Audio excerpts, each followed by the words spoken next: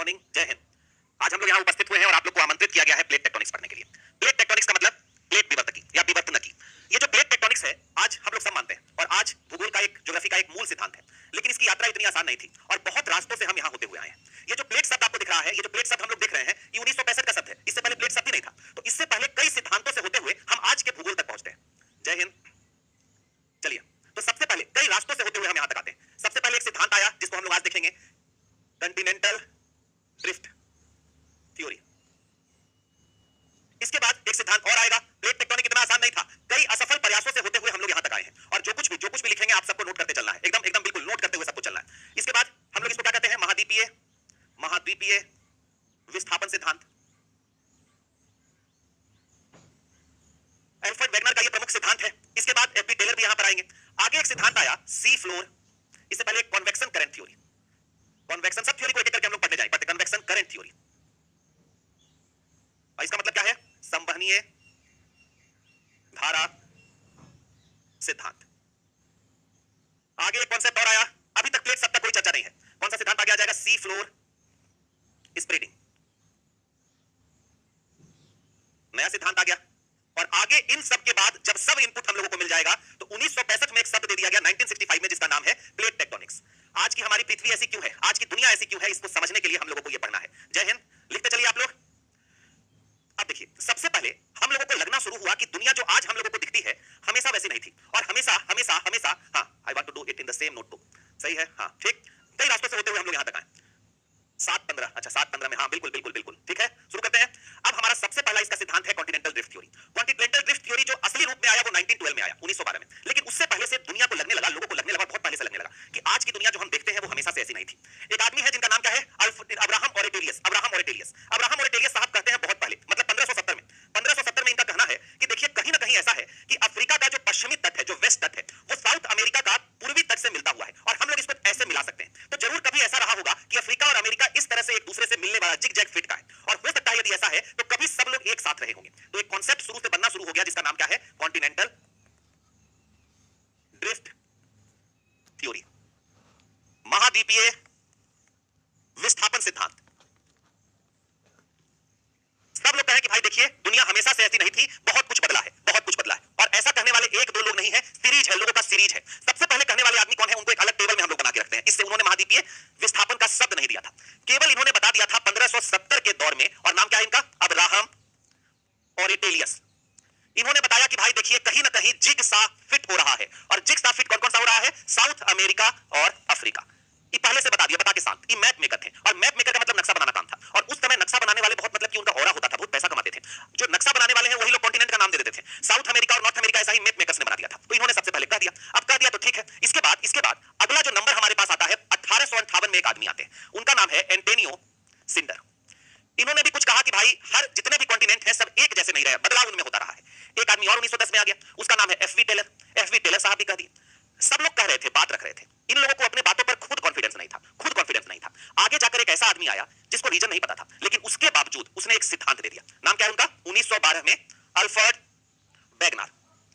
Alfred Wegener साहब कौन थे, तो जर्मनी के आदमी थे और ये मेट्रोलॉजिस्ट थे, जलवायु विज्ञानी थे। ये कौन थे, जलवायु विज्ञानी थे। इनको ज्योग्राफी से कुछ बहुत ज्यादा मतलब नहीं था, ये आसपास के क्लाइमेट कंडीशन को देखते थे। ये लोग क्या कहते थे, ये लोग का इंटरवल ये जलवायु से लेना देना था, इनका ज्योग्राफी से काम ही नहीं था। लेकिन उसके बावजूद इन्होंने कुछ सिद्धांत, उन्होंने कुछ बताया और इन्होंने एक बहुत अच्छा थ्योरी के स्वरूप में, मतलब ऐसा नहीं कि बस हवाबाजी में कह दिए, बाकायदा पूरा थ्योरी दिया। इनसे पहले लोग बस अपनी बात कर रहे थे। इन्होंने बताया कि भाई देखो दुनिया को देखने के लिए नया नजरिया बहुत जरूरी है। कुछ तो बात है कि कहीं ना कहीं हम लोग को क्या लग रहा है, कुछ ना कुछ गड़बड़ी लग रहा है। इन्होंने बताया कि देखो अफ्रीका में एक डेजर्ट है जिसका नाम क्या है, सहारा। क्या नाम है, सहारा डेजर्ट है, सहारा डेजर्ट है, रेगिस्तान है। लेकिन रेगिस्तान होने के बाद भी वहां क्या होता है, वहां रेगिस्तान है। यहां हम लोगों को पाइन फॉसिल मिला है। पाइन का मतलब चीड़, और चीड़ का जो पेड़ है वो माउंटेन्स पे होता है, और वो माउंटेन्स का फॉसिल हम लोग को सहारा में काहे मिल रहा है। कभी सहारा में फॉसिल्स मिलने का मतलब कभी सहारा में पाइन रहे होंगे। सब लोग सोचते हैं सहारा में पाइन काहे थे, भाई कोई तो बात होगा, जरूर कोई मैटर है। इन्होंने बताया, ये बहुत पढ़ने लिखने वाले आदमी नहीं थे, इन्होंने अपने आसपास के इन लोगों को पढ़ के रखा था। और इस समय और भी बहुत सारे जो फॉसिल्स का अध्ययन करते थे वो भी बताते थे कि भाई ऐसा ऐसा हो रहा है। इन्होंने बताया कि भाई देखो बहुत सारा मैटर है। एक जगह है नॉर्वे, और नॉर्वे में हम लोगों को कोरल्स का फॉसिल मिलता है। कोरल्स का मतलब प्रवाल के हम लोगों को जीवाश्म मिलते हैं। जीवाश्म का मतलब फॉसिल। इन्होंने बताया कि देखो कोरल्स कहां मिलता है, तो कोरल्स जो है ट्रॉपिकल सीज में मिलता है। ट्रॉपिकल सीज कहने का मतलब क्या है, ये हमारा इक्वेटर है। इक्वेटर कितना डिग्री पे होता है, 0 डिग्री पे। इक्वेटर के इधर एक लकीर है 23.5 डिग्री नॉर्थ, इसको हम लोग क्या कहते हैं, ट्रॉपिक ऑफ कैंसर, और इसको 23.5 degree south, tropic of Capricorn. इन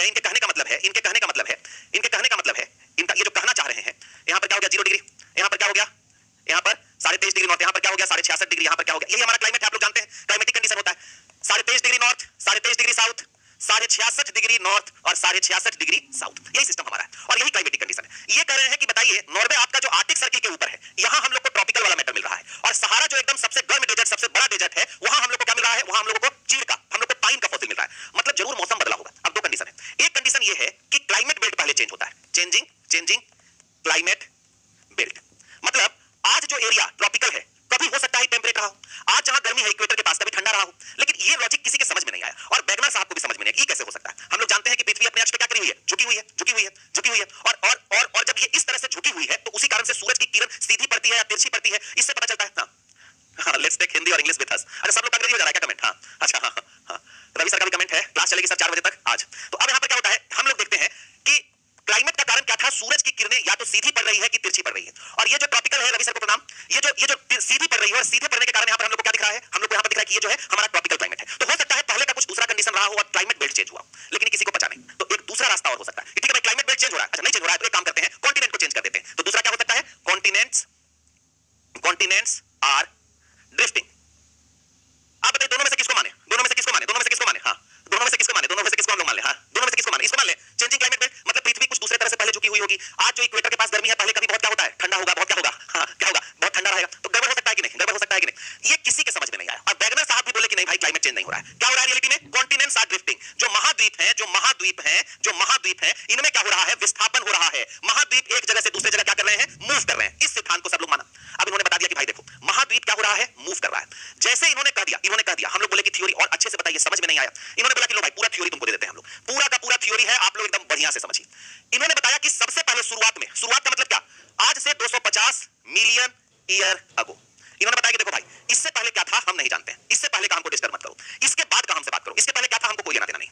इससे बाद 250 मिलियन ईयर साल पहले, 250 मिलियन ईयर पहले एक सुपर कॉन्टिनेंट था, एक था सुपर कॉन्टिनेंट, और सुपर कॉन्टिनेंट का नाम था पेंजिया। और जिस समय हमारे पास पेंजिया था, पेंजिया सुपर कॉन्टिनेंट मतलब एक ही कॉन्टिनेंट था, 50-25 कॉन्टिनेंट नहीं था, केवल एक कॉन्टिनेंट और कुछ नहीं था। और जिस समय हमारे पास पेंजिया था उसी समय हमारे पास एक सुपर ओशियन था।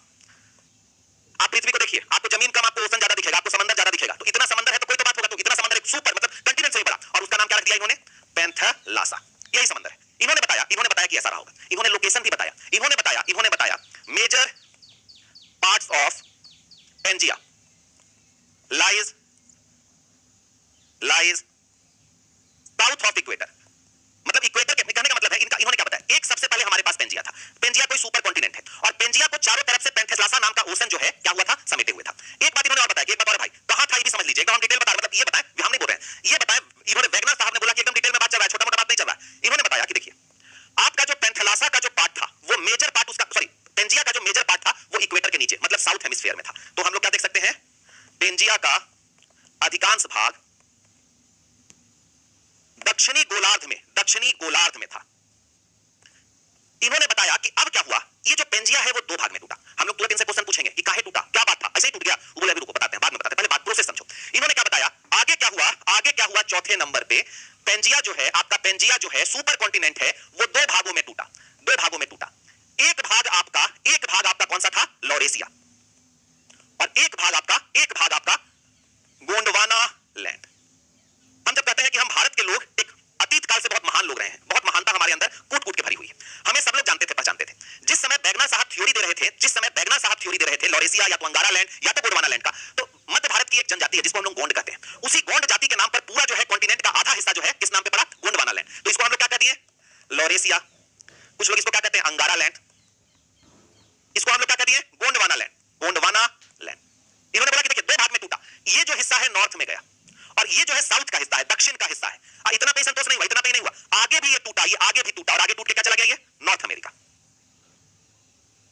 के बाद और क्या बन गया, नॉर्थ अमेरिका के बाद ग्रीनलैंड। यहां ग्रीनलैंड भी इसी से बना, ये एकदम याद रखने वाला चीज है, याद आपको रखना है, हर एग्जाम के लिए जरूरी है। आगे यूरोप भी यहीं से बना, और यूरोप के बाद एशिया भी यहीं से बना, यहां कौन सा बन गया, यहां बन गया आपका गोंडवाना लैंड से आगे कौन सा टूट के बना, साउथ अमेरिका के बाद कौन सा बन गया, साउथ अमेरिका के बाद अफ्रीका के बाद मेडागास्कर के बाद कौन सा हिस्सा बन गया आपका, अंटार्कटिका, अटलांटिका। आगे कौन सा बन गया? आपका भारत वाला हिस्सा बन गया, ऑस्ट्रेलिया वाला हिस्सा बन गया, इंडिया और ऑस्ट्रेलिया। ये बहुत इंपॉर्टेंट है, इसको लिख लीजिए। हाँ, फर्स्ट क्लास। हाँ, मतलब हम लोग जो संडे का जो सीरीज शुरू किए हर संडे का, उसका तो पहला क्लास है। ठीक है, क्या हो रहा है यहाँ पर? क्या हो रहा है? इस तरह से ड्रिफ्टिंग होने से, इसको लिख लीजिए, नोट डाउन कर लीजिए। 4 घंटे का commute, cramped metro spaces and tasteless PG food, all for what? A job you can. Drifting होने से, इसको लिख लीजिए, नोट डाउन कर लीजिए। अब हम लोग बोले ठीक बात है, अच्छा बात है, हो गया इतना। इस सबका कमेंट अंग्रेजी में हो जा रहा है क्या? सब अंग्रेजी में? आज सब अंग्रेजी वाले हैं क्या मेरे क्लास में? सब अंग्रेजी में ही कमेंट कर रहे हैं, सब अंग्रेज हैं आज, ट्रांसलेट हो जा रहा है। हाँ, अब हम लोग बोले कि ठीक है महाराज, आप बढ़िया बढ़िया बात बता दिए, मजा आ गया, ठीक है आप बता दिए, अच्छा बात है, अच्छा बात है। हाँ ठीक है, ठीक है महाराज आप बता दिए, ठीक है महाराज आप बता दिए। अब बताइए प्रूफ क्या है? जो मन करेगा बोल दीजिएगा, जो मन करेगा बोल दीजिएगा, ये कोई बात है? हाँ हाँ हाँ, ठीक बात है। इंडिया एक प्लेट है, इंडो ऑस्ट्रेलिया एक मेजर प्लेट है, तो इसलिए इंडिया भी है गोंडवाना लैंड का जो हिस्सा है, और यही बाद में चला है। ठीक है, तो अब हम लोग के पास क्वेश्चन क्या है, हम लोग क्या बोलेंगे? प्रूफ बताइए, ऐसे काम नहीं चलेगा, एविडेंस दीजिए, एविडेंस दीजिए। क्या बताइए? एविडेंस। बिना एविडेंस से काम नहीं चलेगा। तो इन्होंने भी पूरा तैयारी करके आए थे, वैगनर साहब के पास फुल तैयारी था। वैगनर साहब ने पहला एविडेंस दिया, जिग सॉ, पहला बात बताया कि भाई देखो जिग सॉ फिट हमारे पास कुछ है। हम लोग बचपन में पजल खेलते होंगे, बचपन में पजल खेलते हैं, और पजल में क्या होता है? कुछ इस तरह से, ऐसे ऐसे नहीं होता है पजल, ऐसे कुछ ऐसे, कुछ ऐसे ऐसे वाला, और यहाँ पर क्या होता है? इस तरह से हम लोगों को कुछ मिलाना होता है, ऐसे हम लोग फिट कर देते हैं। इन्होंने सबसे पहला प्रमाण दिया अपना जिग सॉ फिट, और जिग सॉ फिट में बताया कि देखो भाई एक बात को समझो, ये जो हमारा साउथ अमेरिका है और नॉर्थ अमेरिका है, और ये जो हमारा साउथ अमेरिका और अफ्रीका को हम लोग जिग जॉ फिट कर सकते हैं। इसी तरह से हम लोग क्या कर सकते हैं? ये जो पूरा हिस्सा है इसको भी इसी तरह से फिट कर सकते हैं, और ये पूरा सेट हो सकता है, एक दूसरे से फिट हो सकता है। इन्होंने यही नहीं, यहां तक बताया कि देखो देखो यदि हम सबको भी फिट करके दिखा दें तो इस तरह से आपको यहां पर क्या दिख सकता है? साउथ अमेरिका अफ्रीका मिला हुआ, इसी तरह से ऐसे हम लोग पूरा फिट कर सकते हैं, पूरा जो है हम लोग फिट कर सकते हैं। अर्थ का सिस्टम हमारा फिट है। हम लोग बोले और अच्छा और कुछ बताइए। इन्होंने बताया कि देखो और भी सिस्टम है। एक दूसरा इन्होंने बताया, एक दूसरा इन्होंने सिद्धांत दिया, स्ट्रक्चरल फिट, स्ट्रक्चरल फिट, संगठनात्मक फिट। इन्होंने बताया कि देखो कुछ नहीं है, समानता है। इन्होंने बताया यहां अमेरिका में, यहां नॉर्थ अमेरिका में एक पहाड़ है जिसका नाम है अल्पेसियन माउंटेन, जिनका नाम क्या है? जिनका नाम है अपेल्सियन माउंटेन। यहां पर है अपेल्सियन, यहां पर है अपेल्सियन माउंटेन।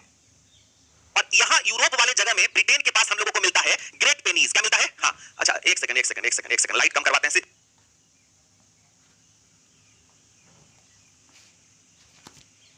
अर्थ का सिस्टम पजल जैसा, इसमें थोड़ा लाइट ब्राइटनेस कम।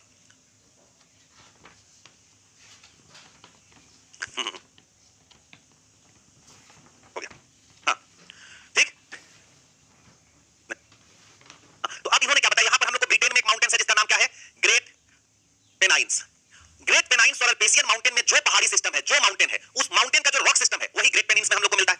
यहां ब्राजील है, और वेस्टर्न अफ्रीका का जो तट है, ब्राजील में ब्राजीलियन हाईलैंड है, और ब्राजीलियन हाईलैंड वाला जो हिस्सा है इधर का रॉक सिस्टम एक जैसा है, मतलब सब सिस्टम एक जैसा है। तो दूसरा भी इनके पास थ्योरी आ गया। इन्होंने कहा कि जहां जहां फिट होते थे वहां का रॉक सिस्टम जो है एक जैसा है। इन्होंने एक सिद्धांत और दिया, एक सिद्धांत और दिया। क्या नाम दे दिया उसका? प्लेसर डिपॉजिट। प्लेसर का मतलब होता है, हाँ प्लेसर्स का मतलब होता है, प्लेसर्स का मतलब होता है, अच्छा टाइम आपको कुछ चाहिए नोट करने के लिए? हाँ सही बात, इसको नोट कीजिए, नोट कीजिए, इसको नोट करते चलिए, सब कुछ नोट करना है, बहुत इंपॉर्टेंट है सब। ठीक है, हाँ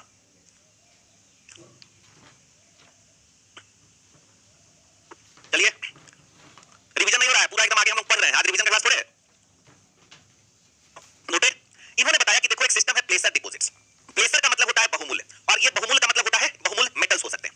कई सारे हिस्से हैं, कई सारे हमारे यहाँ हिस्से हैं, कई सारे हमारे यहाँ हिस्से हैं, और वहां हम लोग क्या देखते हैं? सोना, नदियां सोना लेके आती हैं। जैसे इंडिया में दो नदी, एक सोन नदी और सुवर्णरेखा नदी, इसमें प्लेसर्स डिपॉजिट मिलते हैं। इन्होंने बताया कि देखो पहले कभी क्या होता था, पहले कभी क्या होता होगा, या ऐसा हम लोगों को देखने को मिलता है कि यहाँ हम लोगों को जब भी प्लेसर्स डिपॉजिट होगा तो क्या होगा? पहले इस बात को समझिए। यहाँ मान लीजिए माउंटेन्स है, और यहाँ हम लोग को गोल्ड माइन है, यहाँ हम लोग को गोल्ड माइंस है। अब गोल्ड माइंस कहाँ है? हमारा माउंटेन्स के ऊपर। अब कोई नदी यदि बहेगी तो छोटे छोटे टुकड़े को लेकर के यहाँ तक इन सब जगहों पर नदियां क्या करेंगी? इन प्लेसर्स को लेकर के बिछा देंगी। यहां हम लोग देखते हैं, यहां हम लोग को देखते हैं, आज जो जगह है, बाद में दोनों जगह अलग अलग हो गया, तो हम लोग को दिखता है वेस्ट अफ्रीका का जो वेस्ट कोस्ट है, अफ्रीका का जो वेस्ट कोस्ट है, अफ्रीका का वेस्ट कोस्ट जो है, वहां हम लोगों को आज भी प्लेसर्स मिलता है, लेकिन वहां कोई सोर्स रिवर नहीं है, सोर्स रिवर नहीं है। सोर्स रिवर जो इन प्लेसर्स को यहां से लेके जा रही है, और वो रिवर हम लोग को कहां मिलती है? ब्राजील में मिलती है। तो आज हम लोग क्या देखते हैं? आज हम लोग को क्या दिखता है? यहां पर ब्राजील इस एरिया में हम लोगों को वो नदी, वहां प्लेसर्स डिपॉजिट, नदी मतलब प्लेसर्स मतलब जगह जगह छोटे छोटे सोने के टुकड़े दिख जाते हैं, लेकिन जो नदी लाई है वो हम लोग को नदी इधर दिखती है। तो हम लोग को लगता है ये लॉजिक ठीक है इसका। अच्छा यही नहीं बताया, इन्होंने और भी बातें कही, इतना में शांत नहीं हो गए। इन्होंने सबसे शुरुआत में ही बात बता दिया था, क्या कहते हैं उसको हम लोग? Fossil evidence. हम लोग क्या कहा इसमें? क्या कहा गया? जीवाश्म साक्ष्य। इन्होंने बताया कि देखो अलग अलग जगह, जैसे कि क्या हो रहा है, जैसे इन्होंने बताया कि आपका अरब में, अरब अभी हम लोग देखे थे, सबसे पहला एग्जांपल यही था, अरब में हम लोगों को पाइन का साक्ष्य मिल रहा है, मतलब माउंटेन्स का हम लोग को एविडेंस मिल रहा है। इसी तरह से हम लोग क्या देखते हैं? इसी तरह हम लोग नॉर्वे में हम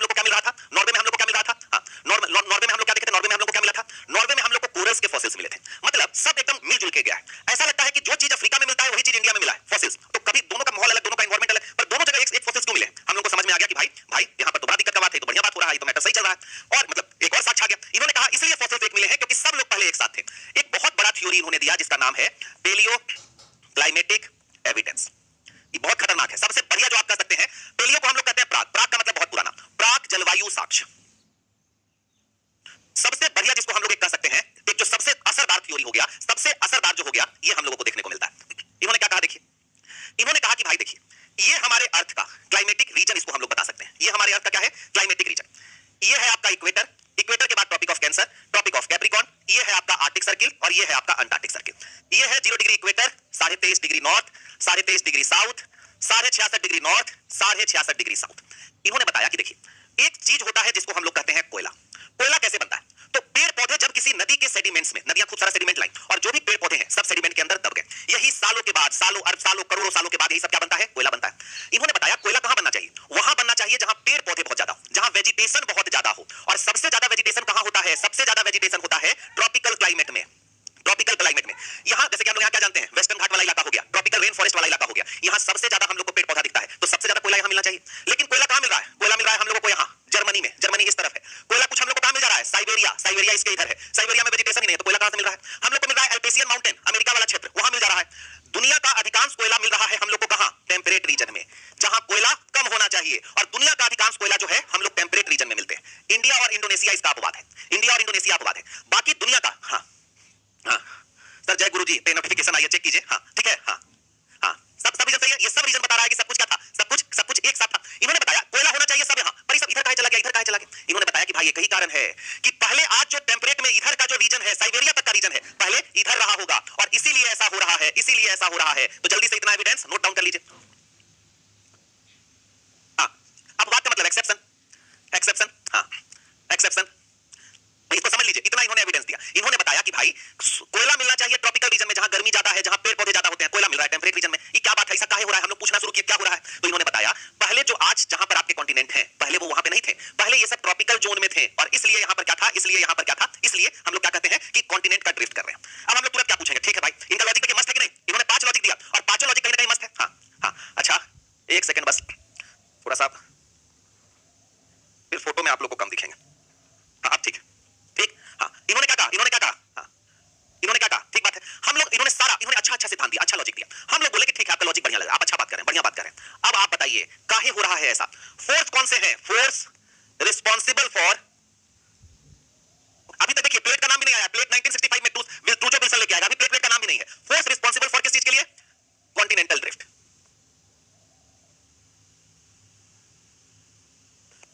महाद्वीपीय विस्थापन के लिए कौन सा बल जरूरी है, कौन सा बल जरूरी है?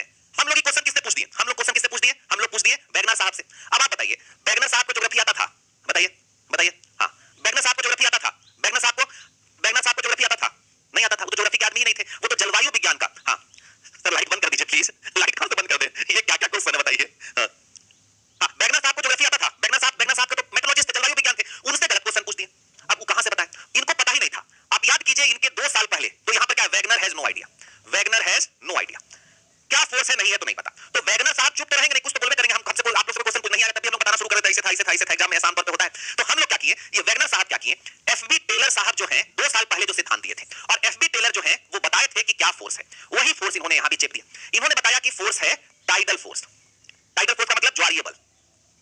और एक फोर्स और है जिसका नाम है ग्रेविटेशनल फोर्स। क्या नाम है? गुरुत्वाकर्षण बल। इन्होंने बताया कि 2 फोर्स है। पहला फोर्स बताया कि जिस तरह से चांद और सूरज का जो बल होता है वो पृथ्वी पर रहने वाले पानी को अपनी ओर खींचता है और उनमें थोड़ा सा उठ जाते हैं, वही फोर्स जो है कॉन्टिनेंट को घुमाती है। आज हम लोग जब इसका पढ़ाई किए कि क्या कॉन्टिनेंट्स पे ऐसा फोर्स पड़ता है, तो हम लोग को अभी तक पता है कि जितना टाइडल फोर्स होता है उसका 1 बिलियन गुना कर दीजिए, तब कॉन्टिनेंट पे प्रभाव पड़ेगा। मतलब बहुत छोटा, बहुत कमजोर फोर्स होता है। इतना कमजोर फोर्स होता है कि पानी थोड़ा सा उठता है बस, इसी के चलते ज्वार भाटा आता है। इससे कॉन्टिनेंट घूमना नहीं शुरू होगा।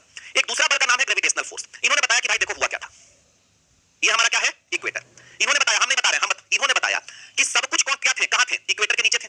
इस समय फोर्स लगना शुरू हुआ जिसका नाम है ग्रेविटेशनल फोर्स, और गुरुत्वाकर्षण बल के कारण पेंजिया का जो मैक्सिमम पार्ट है ये अब इक्वेटर के पास, इक्वेटर सबको अपने तरफ बुलाने लगा और थोड़ा सा इधर चलेगा। पर ऐसा कोई बात है नहीं। इन्होंने बताया कि इक्वेटर पर सबसे ज्यादा फोर्स होता है, जबकि हम लोगों को पता है कि पोल पर सबसे ज्यादा ग्रेविटेशनल फोर्स होता है, क्योंकि हमारी पृथ्वी जो है वो क्या है? हमारी पृथ्वी चपटी है, और चपटी हो जाने के कारण हम लोग इधर से इक्वेटर पे ज्यादा दूर हो जाते हैं। तो ये तो सही गलत है। और मान लीजिए ये भी बात है, तो जितना भी ग्रेविटेशनल पुल यदि इक्वेटर के पास सबको अपने तरफ बुलाएगा, तो सब कॉन्टिनेंट इक्वेटर पे जाके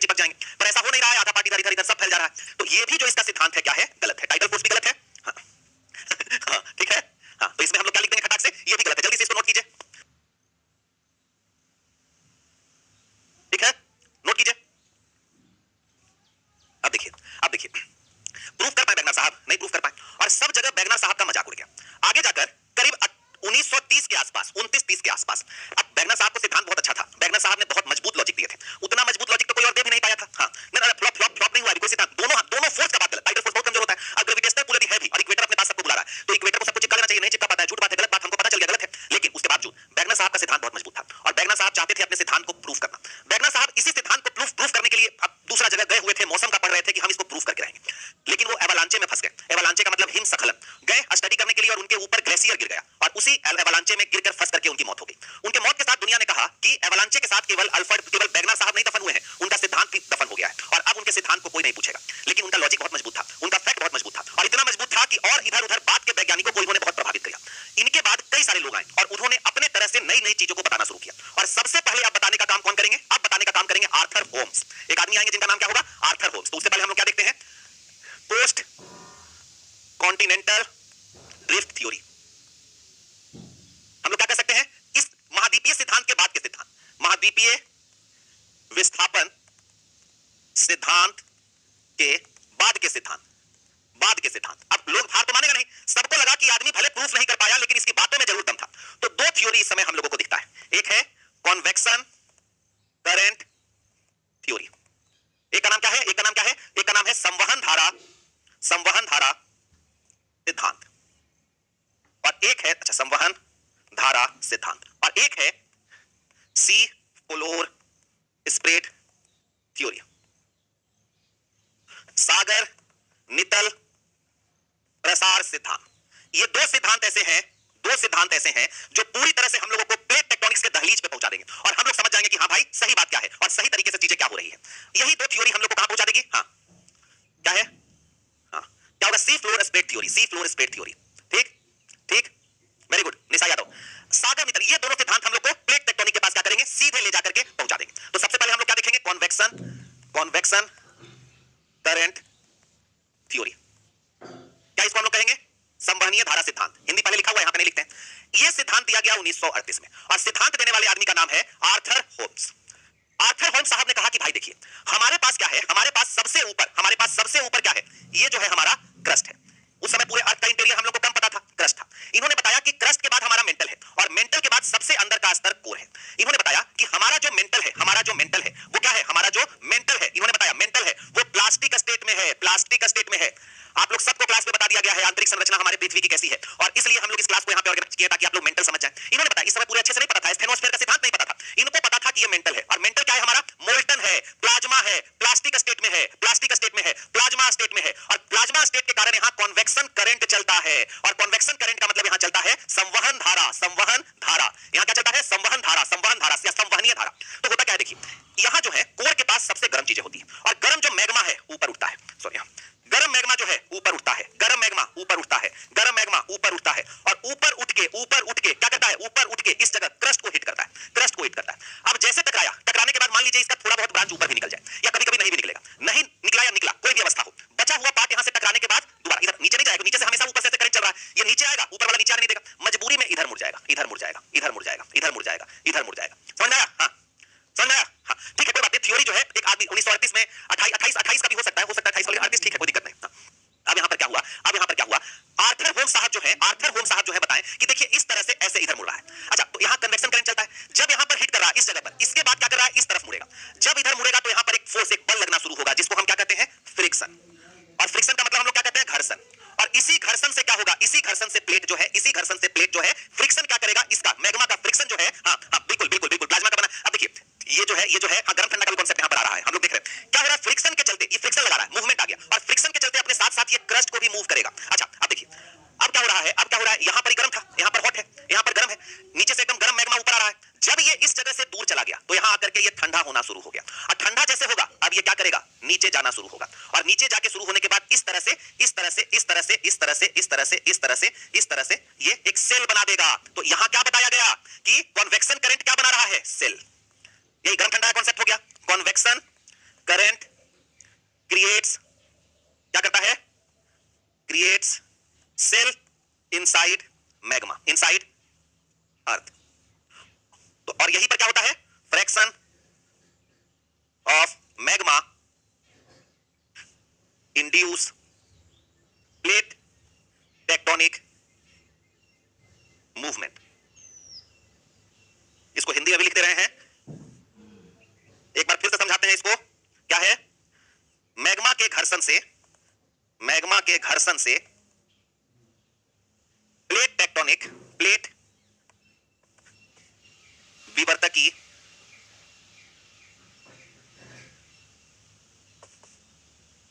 होता है, होती है। समझ में आया?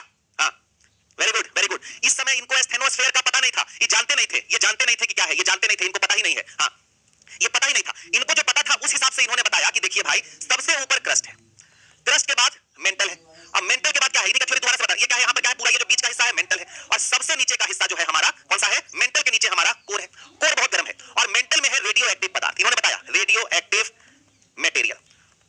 और रेडियो एक्टिव मटेरियल के डिके होने से ये क्या होता है, डिके होता है, और ये जब डिके होता है तो खूब सारा एनर्जी रिलीज करता है, और एनर्जी रिलीज करने से बहुत ज्यादा हीट होता है, और हीट के कारण ये जो है प्लास्टिक स्टेट पे पहुंच जाता है। कोर भी गर्म है, यहां से चलती है, यहां से चलती है हमारी संवहनीय धारा, यहां से हमारी गर्म होने के बाद मैग्मा उठता है, और उठने के बाद मैग्मा जो है इस जगह को क्रस्ट पे हिट करता है। हिट करने के बाद संभव है कि कुछ ऊपर भी चला जाए, ऊपर जाने के बाद सूख भी सकता है, बाकी मैग्मा इधर इस तरफ से मूव करती है, और जब ये मैग्मा मूव करती है तो अपने साथ क्रस्ट पर फ्रिक्शन लगाती है, मूव कर धक्का देती है, और उसी मूव से क्रस्ट जो है फैलना शुरू होगा, चलना शुरू होगा, और यहां आके ठंडी हो जाती है, ठंडी होती है, फिर से नीचे जाती है, और फिर से ये चक्र चला जाता है, ये एक सेल का निर्माण कर देती है, और इसी तरह से इसमें लगातार चलाव होता है। क्रस्ट का मतलब, हाँ ठीक है, क्रस्ट को हिंदी में भू परपटी कहते हैं, भू परपटी, ठीक। मेंटल को हम लोग भू प्रवार या प्रवार कहते हैं, कोर को कोर कह देते हैं, क्रोड कर देते हैं, ठीक हो गया।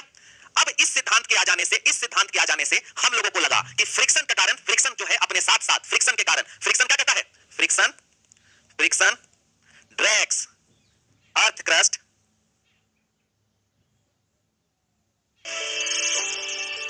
जाने से, इस सिद्धांत के आ जाने से हम लोगों को लगा कि फ्रिक्शन के कारण, फ्रिक्शन जो है अपने साथ साथ, फ्रिक्शन के कारण, फ्रिक्शन क्या कहता है, friction, friction drags earth crust along with it. हम लोग क्या इसको कह सकते हैं, हाँ, भू घर्षण, इंकी खत्म हो जाता है, देखते हैं, भू घर्षण के कारण भू परपटी गति उत्पन्न होती है। यही बात है जो हम लोग देखें। सबसे बड़ा सिद्धांत क्या है, ये सिद्धांत याद रखिएगा, पहले वाला भूल जाइए, पहले क्या था, वैगनर साहब ने सिद्धांत दिया, अब भूलिएगा नहीं। कन्वेक्शन का मतलब इधर जा रहा है, इससे इधर मुड़ जा रहा है, मुड़ गया तो अपने साथ क्या लगा रहा है, हाँ, मुड़ने के साथ ही इसमें क्या लग जा रहा है, फ्रिक्शन, और फ्रिक्शन लगने के कारण क्या हो रहा है, हाँ, हिंदी में लिखना है, सब तो हिंदी में लिखा हुआ है, सब हिंदी में लिखा हुआ है, हाँ, संवहनीय धारा में लिखना है, इसको हम लोग क्या कहते हैं, संवहनीय धारा। देखिए इंस्टा चल रहा है, आज हम लोग का पूरा क्लास प्लेट टेक्टोनिक्स का होगा, और अगले सप्ताह से हम लोग हर जगह का मैपिंग शुरू करेंगे, और मैपिंग भी आप लोग देखेंगे तो आप लोगों के लिए बहुत लाभदायक रहेगा। मैपिंग में हम लोग का तरीका बिल्कुल अलग होगा। जैसे हम लोग पढ़ेंगे ऑस्ट्रेलिया में क्यूंसलैंड है, हमको क्या मतलब है वहां क्यूंसलैंड है कि कौन लैंड है, हम लोग पूरी तरह से इस बात को समझेंगे कि ऑस्ट्रेलिया का भूगोल, ऑस्ट्रेलिया का ज्योग्राफी, ऑस्ट्रेलिया को ऑस्ट्रेलिया क्यों बनाता है, और ऑस्ट्रेलिया का पूरा पॉलिसी मेकिंग कैसे होता है। तो हम लोग ज्योग्राफी के कारण सभी क्षेत्रों को समझने की कोशिश करेंगे। ऑस्ट्रेलिया के बाद अमेरिका को समझेंगे, चाइना को समझेंगे, मतलब एक तरह से हम समझिए तो इसमें जियोपॉलिटिक्स वाला एंगल ले आके पढ़ेंगे, ताकि हम लोगों को याद ना करना पड़े, हम लोग को समझना होगा। अंग्रेजी में याद रखना बहुत आसान है, हाँ, इसके पहले वाला सब हिंदी में लिखना है, सब तो लिखा हुआ है, सब लिखा हुआ है, संवहन धारा सब लिखा हुआ है, संवहनीय धारा सिद्धांत, संवहनीय धारा सिद्धांत, ठीक, लिख लीजिए जल्दी से, सब हिंदी में लिखा हुआ है। सर बात का ज्योग्राफी कैसे खत्म किया जाए, ठीक, सब क्वेश्चन सब आएंगे, हर एग्जाम में इससे क्वेश्चन आएगा, और आज हम लोग बताएंगे कैसे क्वेश्चन आता है, ठीक। आगे बढ़ते हैं। अब क्या हुआ, एक सिद्धांत आ गया, एक सिद्धांत, अगला कौन सा है, कन्वेक्शन करंट थ्योरी हो गया। अगला आप लोग सब जानते हैं, अगला सिद्धांत कौन सा है, सी फ्लोर स्प्रेडिंग, मतलब सी का जो तल है वो फैल रहा है, सिद्धांत था सी फ्लोर स्प्रेडिंग। लेकिन एक अगला सिद्धांत से पहले एक छोटा सा सिद्धांत हम लोग ऐसे डालेंगे, सिद्धांत नहीं है ये, हमारा अचीवमेंट है, और इसको हम लोग कहते हैं सी फ्लोर मैपिंग। कुछ नहीं है सी फ्लोर मैपिंग का मतलब, सेकेंड वर्ल्ड वॉर से पहले, बिफोर सेकेंड वर्ल्ड वॉर क्या होता है, अब ये स्प्रेडिंग, सी फ्लोर स्प्रेडिंग बने गए हैं। अभी पहले हम लोग देख रहे हैं दूसरा सी फ्लोर मैपिंग, मतलब सागर तल मैपिंग को हम लोग पता नहीं हिंदी में क्या लिख सकते हैं, मैपिंग को मैपिंग ही कह देंगे, समझ में आ जाएगा।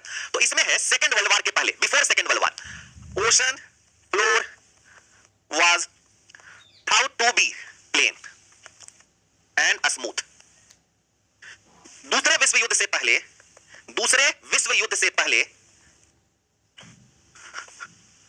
सागर तल को समतल समझा जाता था, पहले लोग समझते थे कि सागर तल एकदम प्लेन है, सिंपल है। सेकंड वर्ल्ड वॉर में बड़ी लड़ाई हुआ, सब लोग एक दूसरे को खूब मारे, और इसमें सब लोग समंदर पे बहुत वक्त किए, उनका बहुत सारा जो जहाज है वो गिरा, उसको खोजने का कोशिश किए, और इसी बीच सेकंड वर्ल्ड वॉर में सबको एक नया तकनीक मिल गया जिसका नाम है सोनार टेक्निक। तो सेकंड वर्ल्ड वॉर में क्या हो गया? सेकंड वर्ल्ड वॉर में क्या मिल गया हम लोग को? सोनार टेक्नोलॉजी डेवलप्ड, सोनार तकनीक विकसित हुई।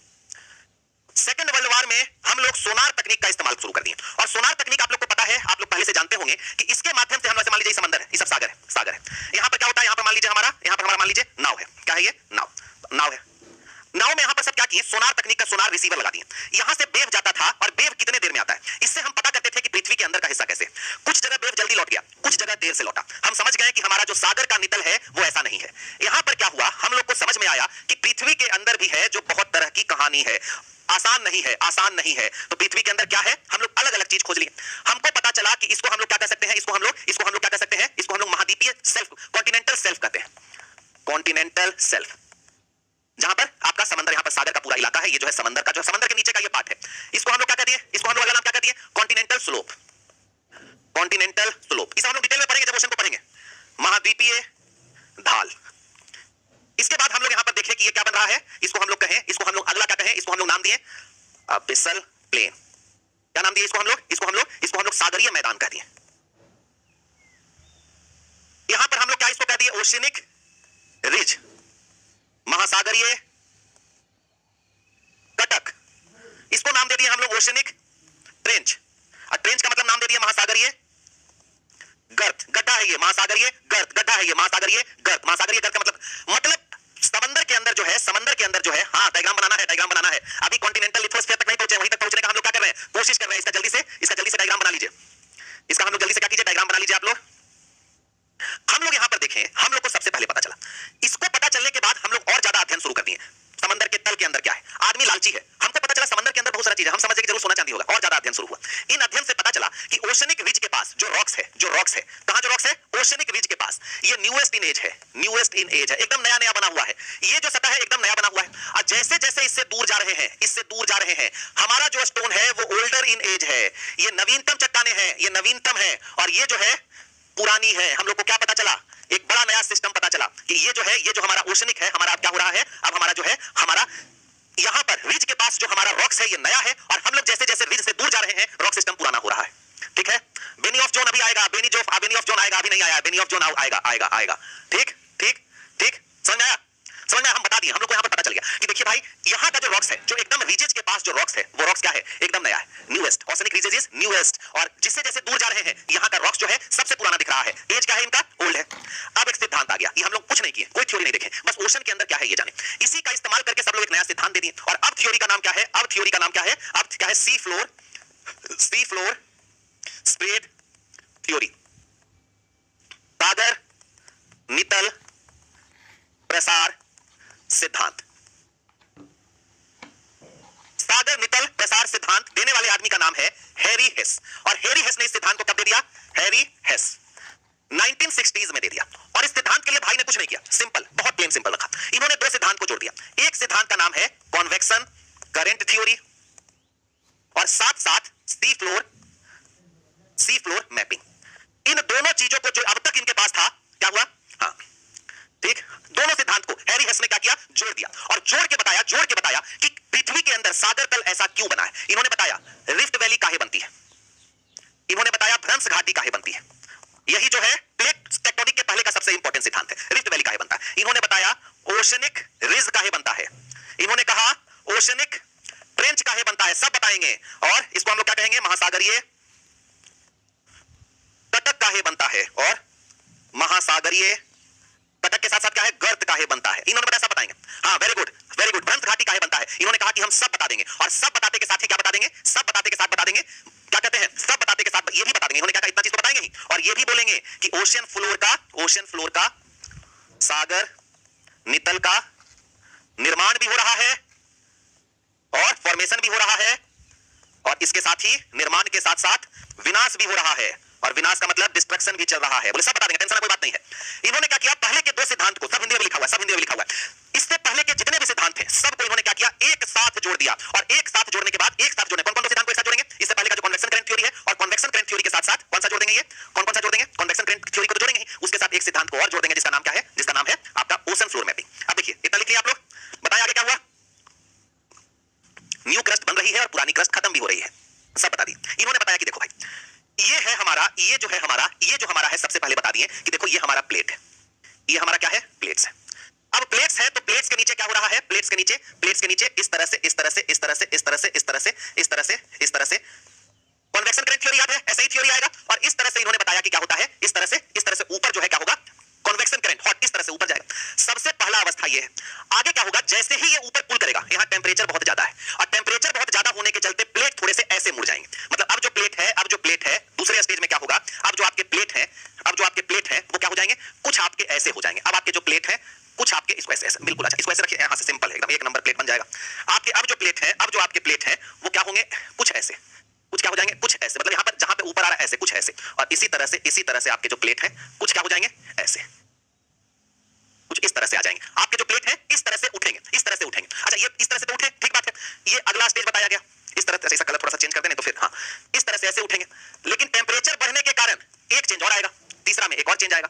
अब की क्या होगा, अब की जो आपका प्लेट है कुछ ऐसे मुड़ जाएगा, आपको दिख रहा होगा। ये वाला साइड ऊपर हो गया और ये वाला जो साइड है, अगला जो साइड है, ये वाला जो साइड है ये डाउन हो गया। क्यों, क्योंकि इधर टेंपरेचर ज्यादा है, और इधर टेंपरेचर कम है, मतलब इधर ठंडा है तो चट्टानें क्या हो रही है, नीचे चली जा रही हैं।